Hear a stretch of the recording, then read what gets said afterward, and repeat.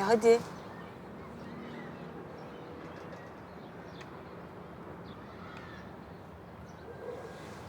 Kim bu? Ben miyim?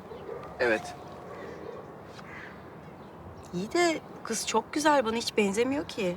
Evet, çünkü bu senin içindeki kız. Efendim? Yani benim senin nasıl gördüğümle alakalı gibi sanki. Ha, anladım. Yani sen beni bu şekilde beğenmiyorsun. İlla kafandaki gibi bir kız olacağım değil mi? Tabii canım. Bütün erkeklerin olayı bu. Senin de olayın bu belli. Bir dakika, sen beni yanlış anladın. Hayır canım, ne yanlış anlayacağım? Hiç de yanlış anlamıyor. Ver şunları. Hadi şunu aklına sok. Benim senin işin falan olmaz. Anladın mı?